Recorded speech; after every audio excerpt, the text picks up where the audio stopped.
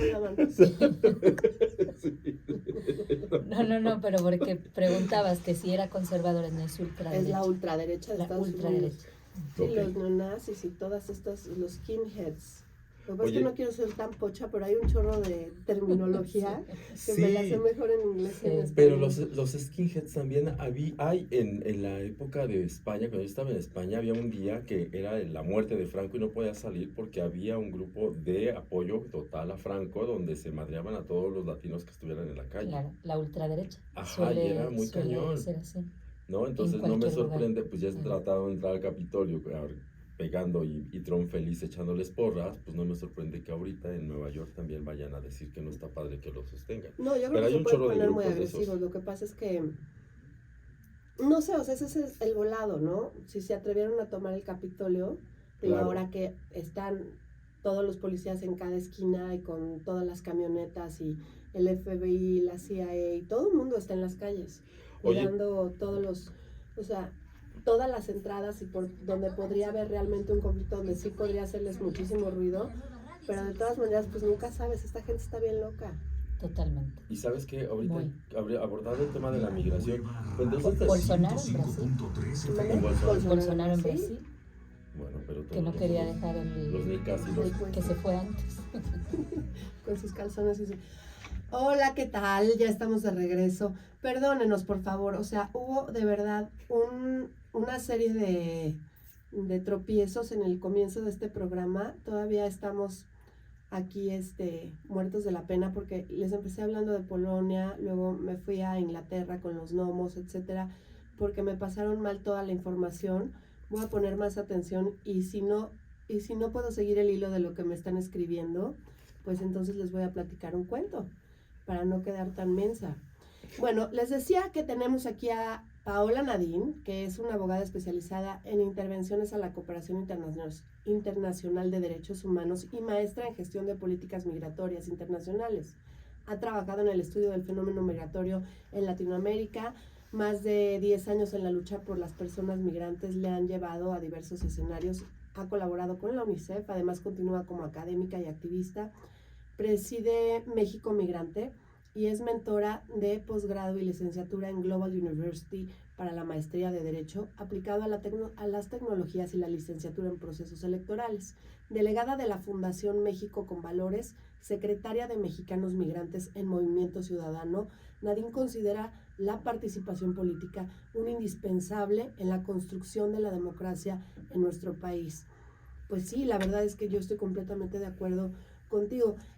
Paola me hizo favor de contactarme, como les decía, a través de Instagram, porque bueno, después de lo que ocurrió en Tijuana y que tocamos aquí el tema de estas 39 personas que perdieron la vida por la responsabilidad o la falta de responsabilidad de estos personajes que estaban supuestamente cuidándolos, y nos damos cuenta de que las condiciones en las que vivían, ¿no? ¿Cómo te gusta que te digan, Paola o Nadín? Nadín.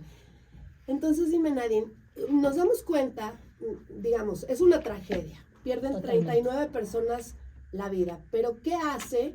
Siempre un evento de esta magnitud genera conciencia y nos da la oportunidad, una pésima, digo, la coyuntura es una tragedia, pero al final es una coyuntura que podemos aprovechar para hacer conciencia y para darnos cuenta de las condiciones en las que vivían estas personas.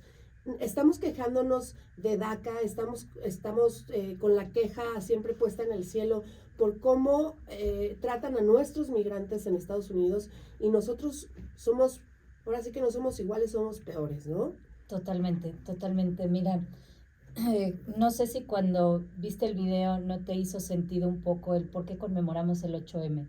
Así es, porque hubo un fuego en Nueva York, en una fábrica, muchas mujeres perdieron la vida, ¿y qué fue lo que pasó en 2023? 39 personas pierden la vida porque deciden cerrarle la puerta, y las madres y los hijos viendo a sus padres calcinados. O sea, me parece verdaderamente una aberración de película de horror.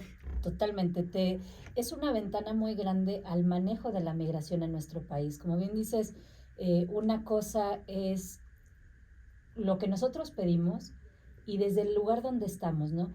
si damos una pequeña introducción para seguir con el viaje que te aventaste por todo el mundo, que fue Polonia y luego Inglaterra y ahora estamos en Estados Unidos, bajamos un poquito más y tenemos la frontera de México-Estados Unidos, una de las fronteras más peligrosas del planeta, y es uno de los corredores migratorios más transitados del mundo.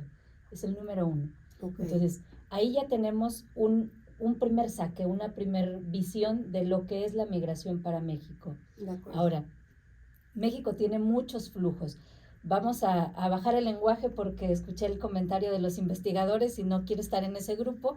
Entonces, ¿sabes por qué? Porque somos ciudadanos de a pie.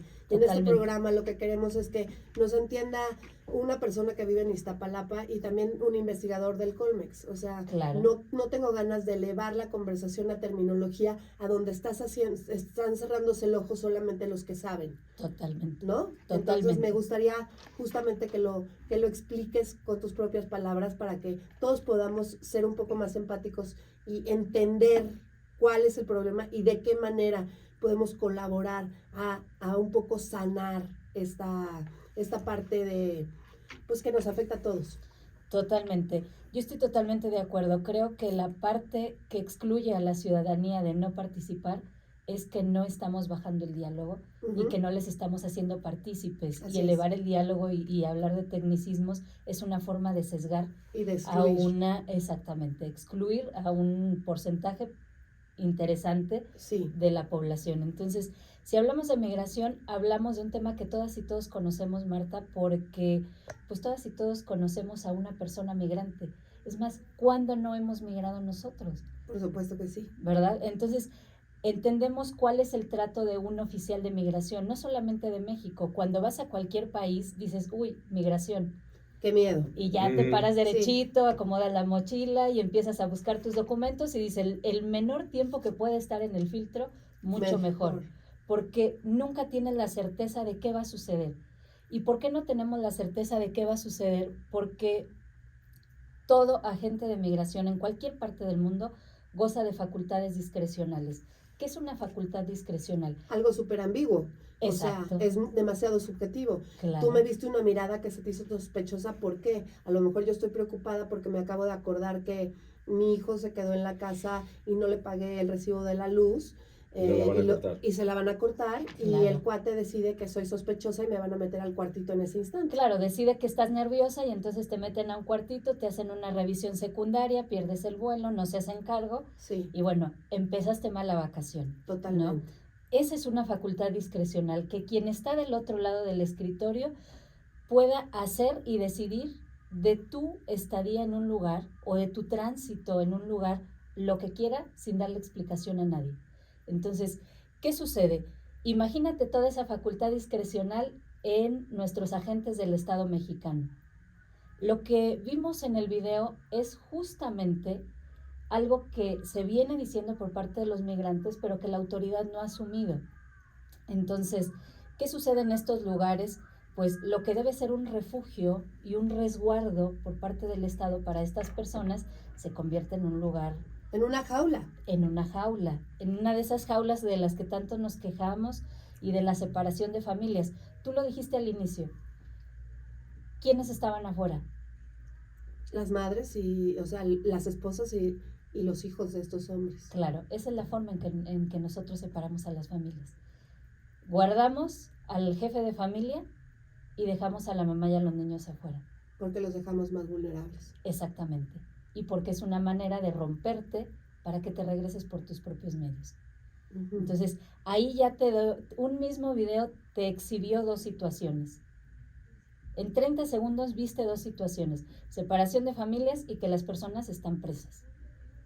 Ese es el verdadero problema que tenemos hoy por hoy de derechos humanos en México respecto de los migrantes.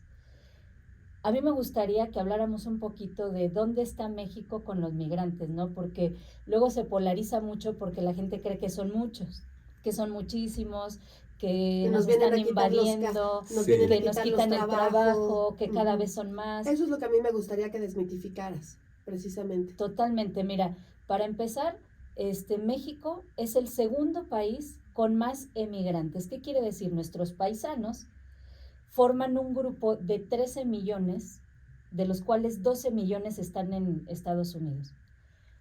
Otro, la segunda ciudad más poblada por mexicanos, después de la Ciudad de México, son Los Ángeles. Ujú.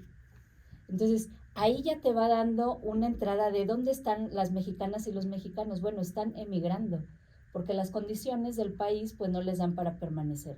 Entonces, no podemos pedir lo que no damos. De No es acuerdísimo. correcto, claro. No, es una inconsistencia espantosa. Totalmente, pero además de eso, Marta, son estos casi 12 millones están en una situación irregular. Es decir, no tienen documentos. Ujú. ¿Sabes cuántos tenemos nosotros en México? ¿Cuántos migrantes residiendo en el país? ¿30,000? No, tenemos 1 millón. ¿1 millón? Tenemos 0.94%. No llegamos a 1% respecto de la población del país. Vamos a un pequeño corte y seguiremos platicando aquí con Nadine acerca de esto porque me parece que es un tema apasionante del que sabemos muy poco y es imperativo que como ciudadanos nos comprometamos y tomemos parte y formemos estas vigilancias ciudadanas y nos involucremos para poder resolver este problema, porque definitivamente si no lo hacemos como en equipo y con esta fortaleza, pues no se va a poder. Vamos a un pequeño corte y regresamos. Seguimos aquí en Marta Cristiana al aire. ¿De dónde nace, o sea, de la ignorancia del migrante es de donde nace ese rechazo? Sí. México es un país xenófobo, históricamente. Con nosotros mismos, de hecho. Totalmente. Claro. O sea, el peor clasismo y el peor racismo que hay es de nosotros hacia nosotros. Hacia nosotros, claro. la descalificación. Y entonces, México rechaza por todo, por color de piel. Hasta por estatura, imagínate. Sí, por todo. Somos unos rechazadores seriales. Pero, somos rechazadores seriales. Pero está muy fuerte ahorita lo que acabas de decir. Sí, tenemos un malinchismo histórico. O sea, nos fascinan los güeros, las güeras, los de ojos verdes, los de ojos azules, las abuelitas, ¿no? Ay, mira, este sí es blanquito. Este es el güerito. La primera persona, digo, con cualquier persona de extractos humildes que platiques. Bueno, yo soy la única morena en mi familia. Mi mamá era más blanca. Como si eso siempre fuera una gran cualidad, claro. Y una justificación, cuando pues no debería de ser así realmente. Sí, asumirse como el error pero estás genético. Exacto, yo soy el error genético de mi familia. De la frontera norte, pero la frontera sur ha de ser el diablo, el demonio. Sí, es mucho peor.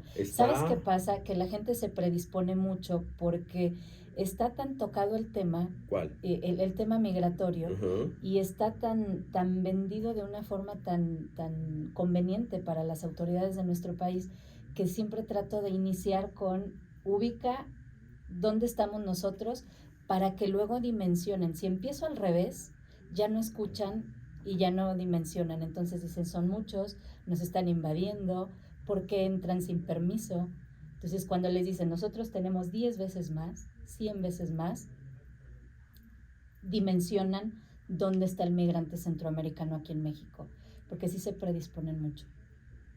Sí, genera como odio. No, pero a lo que me refería en la frontera norte y la frontera sur es que lo que estás pidiendo de respeto y legalidad y buenos tratos para acá, no lo estás aplicando acá, y acá tienes un flujo bien agresivo, claro, contra todas las personas que no están saliéndose de su país porque un día se despertaron con las ganas de llegar a Hollywood y tomarse la foto, ¿no? Y niños que atraviesan por aquí y se van por la bestia, que atraviesan todo el país y que justamente no sabes lo que les va, no sé si van a llegar.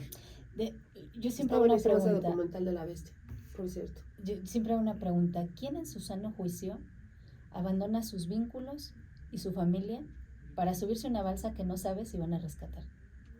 ¿Quién? No, es la desesperación máxima. ¿Qué mujer se inyecta anticonceptivos para vacas sabiendo que la van a violar en el trayecto por México por cruzar una frontera? Es una medida desesperante, ¿sí? Y entonces también eligen quién, su cuidador. Entonces hay un relato de una mujer salvadoreña que dice, ¿qué prefiero? ¿Que me viole uno o que me violen varios? Entonces pues viólame tú y cuídame. Bueno, hablemos de números. Ya estamos de regreso en Marta Cristiana al aire. Estamos aquí con Nadine hablando de el tema de migración. Dime, Nadine, nos decías en el corte comercial algo que me choqueó muchísimo.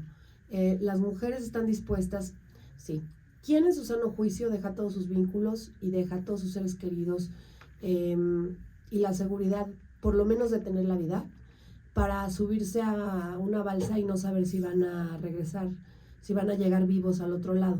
Pero no solo eso, están las partes un poco más personales y más desagradables, que son, se inyectan anticonceptivos de vaca y tienen un cuidador, porque ellas prefieren que las viole una sola persona a que las violen varios hombres.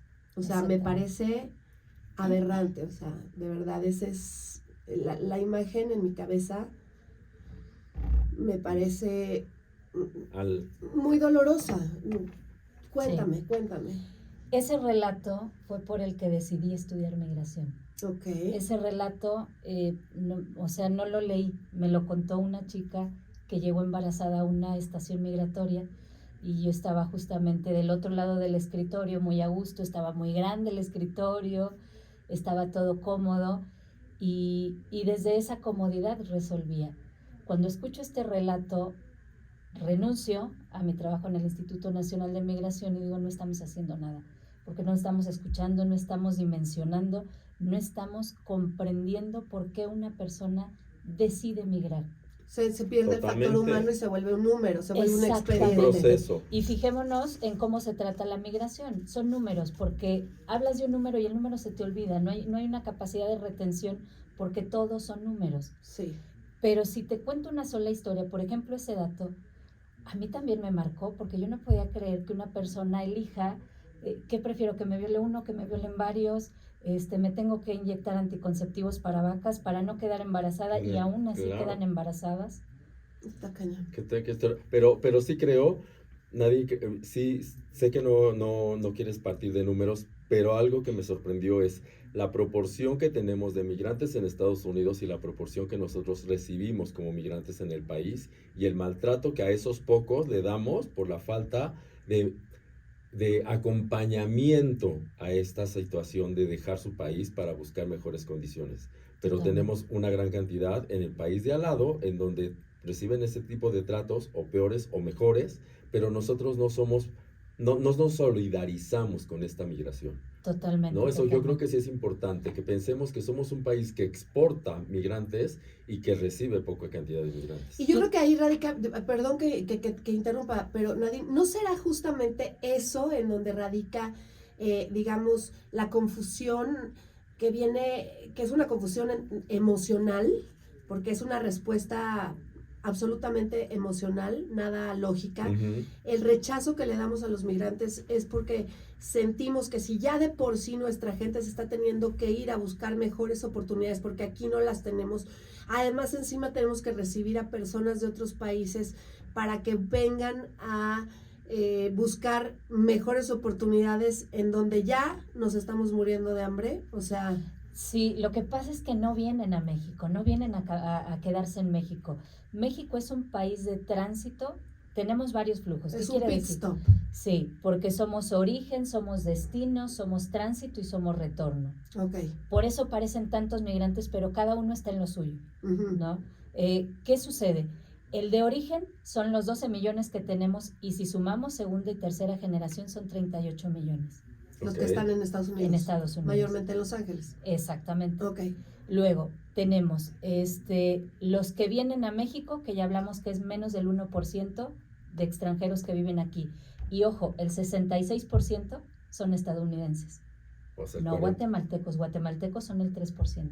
Ah, sí, porque ahorita esto se volvió el paraíso del trabajo a larga distancia y entonces ahorita el commodity que tienen los estadounidenses para conseguir propiedades en precios irrisorios, ¿no? El retiro en Estados Unidos les cuesta carísimo, se vienen a retirar a San Miguel de Allende, a unas casas divinas, a donde tienen servicio las 24 horas del día, cosas que no pasan allá. Vienen a la calidad de vida que tenemos aquí en México. Totalmente. Y justamente también a gentrificar, porque luego la injusticia de que a nosotros que sí nos cuesta un trabajo tremendo ganarnos ese dinero para esa renta ya se fue 3 veces más alto porque están los estadounidenses aquí pujando por tener esos espacios y yo te pago en dólares y yo te pago por semana lo que ganarías en pesos un mes.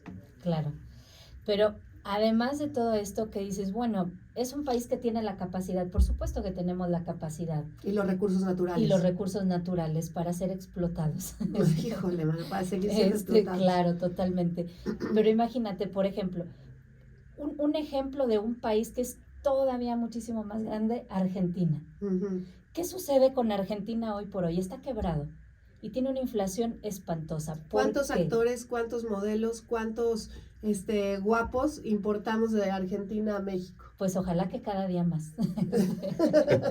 Pero a lo que voy es, imagínate la incidencia del migrante. ¿Qué quiero decir con esto? Que nuestros 11, 12 millones de paisanos en Estados Unidos, en estado irregular, nos envían mucha lana. Uh-huh. Claro. Muchísima. Las remesas no se podría sostener este país ahorita con la inflación, los índices de inflación que tenemos. Sí.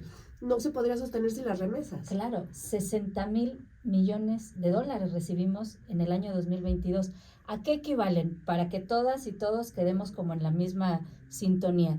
A 6 veces el presupuesto total de todas las universidades y de toda la educación superior del país. ¿Cuántas veces? Imagínate. 6 veces. 6 veces. 6 veces todo el presupuesto nacional de universidades y todo el sistema posgrados, todo lo que sea educación superior. Eso es lo que nos mandan los migrantes de los Estados. Exactamente. Y cada vez menos, porque además te voy a decir una cosa, ya varios ya se están arrepintiendo, ya se vinieron con sus 40 pesos y sus calzones de regreso a México, porque cada vez nos tratan peor. Uh-huh. Claro, sí, se regresan algunos, suben los índices, han subido, pero tiene que ver con con el envejecimiento de la población. Nosotros somos una migración, de mi abuelo de 1920 que se fue con el programa Bracero, uh-huh. Que dicho sea de paso, siempre nos van a examinar físicamente porque Bracero viene de brazos. Te verificaban los brazos. Si eran brazos fuertes, podías entrar después de ser fumigado y entonces ahí te dejaban entrar. Y ahí no hay problema, porque ¿no? son las chambas que no quiere nadie. Porque son las chambas que son muy mal pagadas, que tienen jornadas de trabajo inhumanas y que no tienen descanso y que tienen 0 prestaciones y que están bajo el radar y que tratan como esclavos, como a los esclavos negros en la época de los 30s. Claro, imagínate que todas y todos estamos dispuestos a hacer cosas que no haríamos en nuestro lugar de origen. No lo haríamos. Si emigramos. Sí. O sea, aquí no te toca una copa, pero voy y te las lavo todas a Estados Unidos sin ningún problema. Sí. Pero también porque el salario que me das aquí no me alcanza ni siquiera para la mitad de la canasta básica. Sí. Siendo profesor, imagínate lavando una copa, ¿no? Entonces, las migraciones son sur-norte. Uh-huh. Fíjate, todas las migraciones son sur-norte y son de oriente a poniente, inclusive en las ciudades. Ok, y también parte del problema grave que estamos pasando ahorita es que como están desobedeciendo a Estados Unidos, nuestros gobernantes en tantos frentes, pues uno de los manazos más importantes que le dan, ¿no?, a nuestros, pues al gabinete, digamos, es: me vas a tener que estar tomando todos los migrantes que yo te mandé de regreso a México. 30,000 al mes. 30,000 al mes, que esa es la cantidad que yo traía en la cabeza, 30,000 al mes. Y entonces, pues hazle como puedas.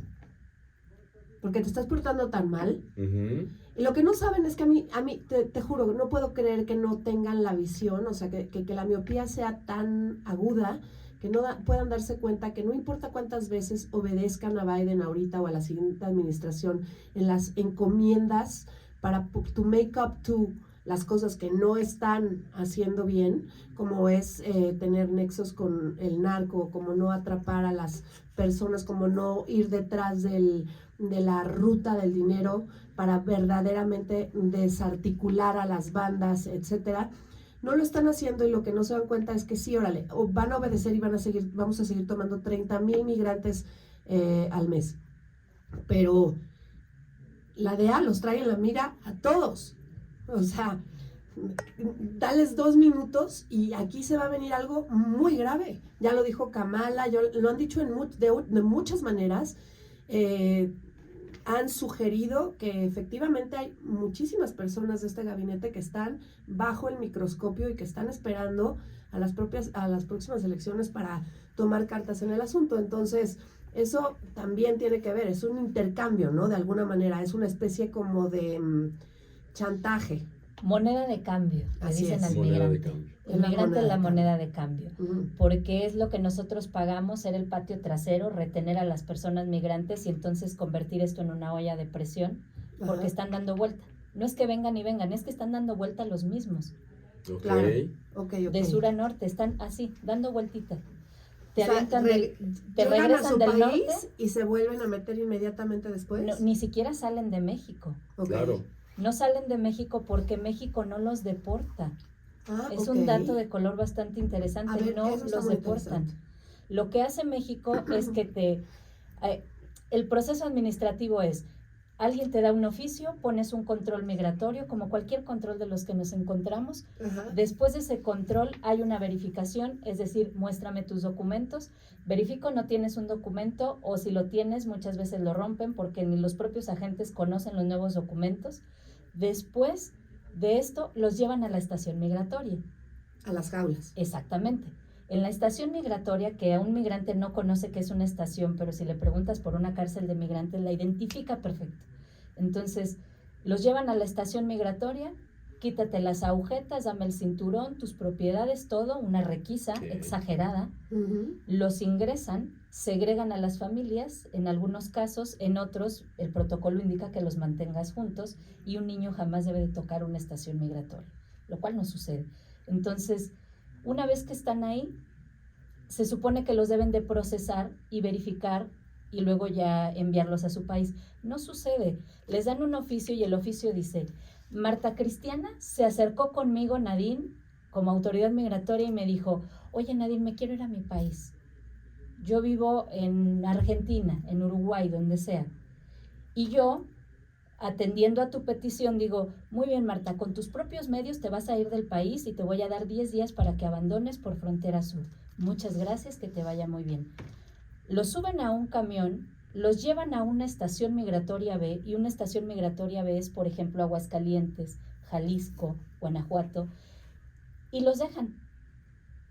Llegan a estas estaciones migratorias B, ni siquiera ingresan cuando ya están, es como estar repartiendo flyers en la calle, dándole su oficio mientras van bajando para que se retiren y los hacen caminar por las calles y que se dispersen. Son migraciones residuales, no es que estén entrando y entrando, es el mismo que estaba en Juárez, lo regresaron hasta Aguascalientes y de Aguascalientes evidentemente va a subirse nuevamente a la bestia porque ya no tienen dinero. Y ver cómo llega. Y ver otra vez cómo llega hasta Ciudad Juárez. Bueno. Vamos a un corte comercial y seguimos escuchándonos aquí en el 105.3 La Nueva Radio. Esto es Marta Cristiana al aire. Mándenos sus comentarios a nuestras redes sociales. Estamos en Instagram como @Marta_Cristiana. Y vamos a seguir platicando con Nadine acerca de este tema que me tiene, bueno, Sí, a ti te tiene en shock, impactada. Ahorita Regresamos en un momento, no se vaya. Ay, no, está terrible, te lo juro que Sí. más o menos la Sí, garganta. se cierra la garganta. Se cierra la garganta, está cañón. Pero es que es verdad, yo digo, si tienes el 16% de niñas, niños y adolescentes Imagínate los niños. migrando, Sí, lo que O te sea, iba a en decir. jaulitas de perros, está cabrón. menores de 11 años, tenemos muchísimos que vienen viajando solos. Yo digo, Niños. sí, y digo, un niño, ¿qué tiene que pasar en su casa? ¿Qué tiene que ver en su lugar? Porque él sí emigra por su primer círculo. Un adulto emigra por su segundo círculo, que ya implica el social. Es decir, hay una reprimenda, es una dictadura como en Nicaragua, lo que sea, y se van. Pero un niño, No elige las nada. mujeres y los niños emigran por violencia doméstica, amenazas. Entonces ellos se van así. Digo, ve en tu casa si tienes sobrinos, si tienes hijos, y ve si ese niño dejaría un juguete por irse a subir a un tren. Si ese niño de verdad dejaría de jugar por estar pensando en salvar su vida. Esa es la migración de los niños. Y el 16% que atraviesan por México y no tenemos conciencia de que están en la calle. Interesante. Oye, yo tengo dos preguntas. ¿Cuál Sí. sería tu análisis de lo que sigue después de todo esto que pasó a nivel federal? Y la otra, ¿cuál es la psicología de las personas que migran? O sea, en cuestión, ya me acabas de decir de los niños, y yo creo que un niño madura en 3 días para poderse trepar un tren y decir, de aquí me voy porque no espero. ¿Cuál es la psicología en general? Como yo una vez fui a Tijuana y en el border está, o sea, no te quieres ni bajar porque de verdad está bien agresivo el ambiente. O sea, es mucha droga, mucha gente debajo de los puentes que los de aquí viven bien a como están allá. Digo, nadie vive bien debajo de un puente. Lo que pasa es que es un cochinero, perdón por la expresión, Sí, pero por no, es ejemplo en cochinero. el sur, a las mujeres analfabetas, mujeres, no sé si recuerdan el programa de Corazones Azules de la ONU, que era para combatir la trata de personas. Bueno, los gobiernos, como no se querían hacer cargo real, acusaban a mujeres migrantes, analfabetas, de traficar a la propia hermana, a la propia hija, las hacían firmar, y si van y verifican los expedientes del sur, los acusados de trata son mujeres indígenas Que ni sabían escribir. que no saben leer y escribir, 105.3 migrantes, o sea, les pasa de todo.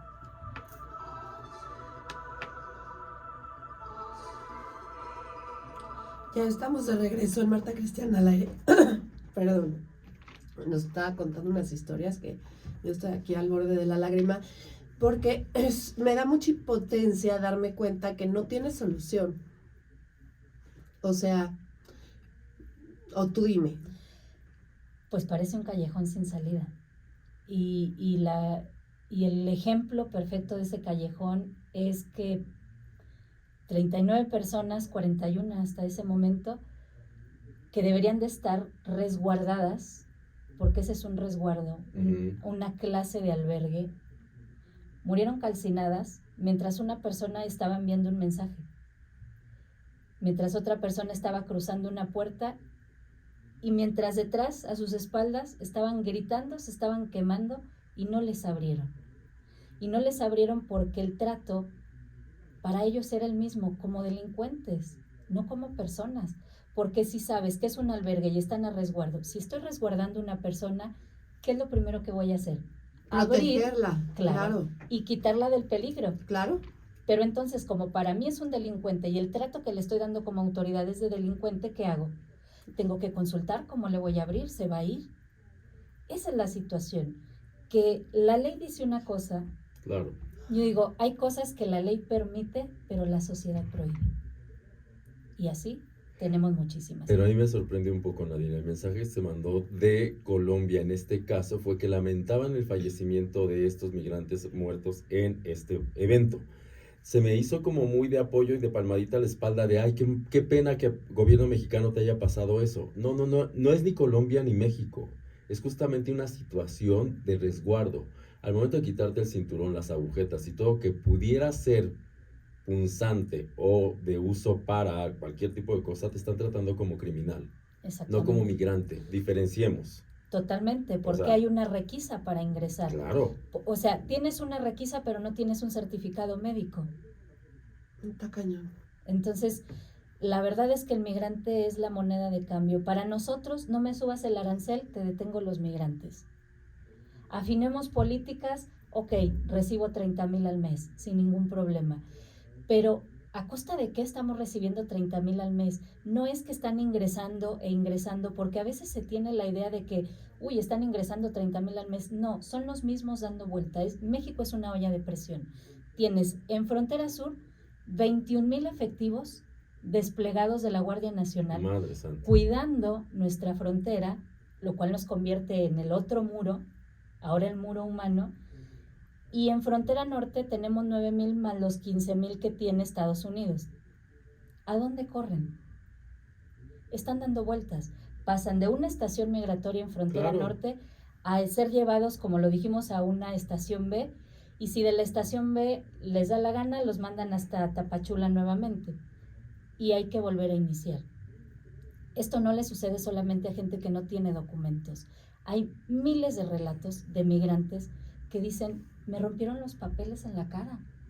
¿Y ahora Yo qué tenía mi hago? ¿Y ahora qué documento, hago? ¿y ahora qué hago? Ahora ni A ver, existo. pero yo quiero contarte algo que a mí me pasó. Yo me muevo en metro y en transporte público. Sí, Y hubo un día que usaron el transporte público para atravesar a los migrantes a la Ciudad de México. Hace poco, ¿te acuerdas? Antes de la pandemia, creo. sí. Toda la gente los esquivaba.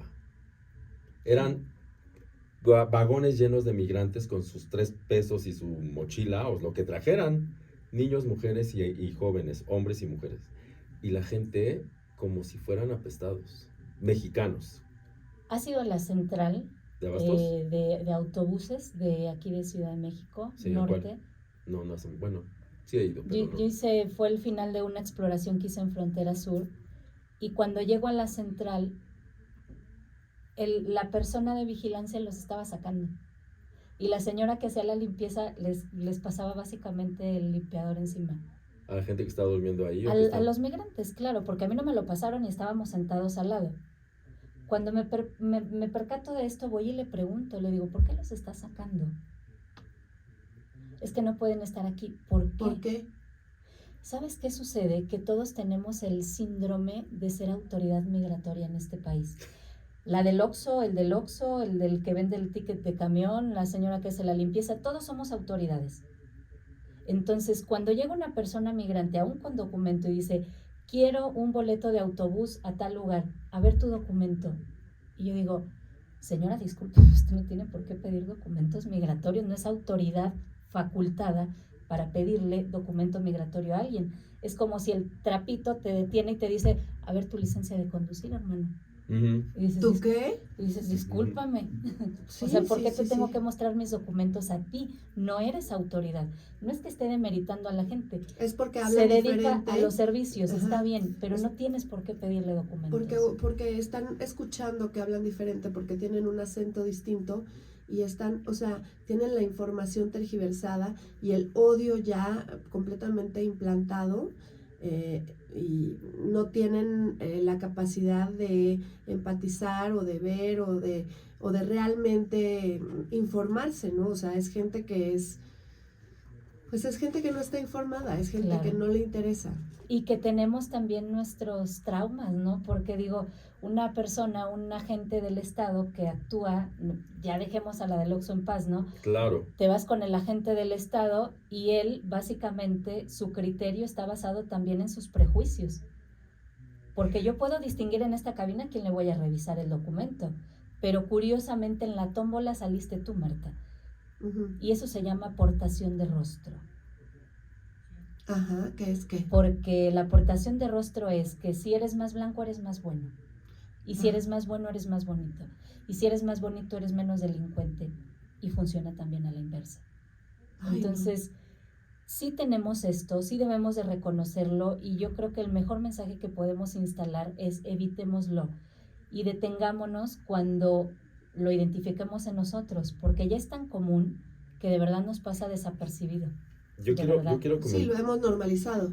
Yo quiero comentar algo. Yo creo que una manera de agredirnos entre los mexicanos es descalificando tu físico, ¿no? Totalmente. Y entonces, a partir del físico, el guatemalteco, que habla diferente, el panameño, el nicaragüense, que además ni siquiera traen papeles, no traen dinero y andan como pobres pollos alrededor de la ciudad viendo dónde se acomodan o qué es lo que pueden hacer.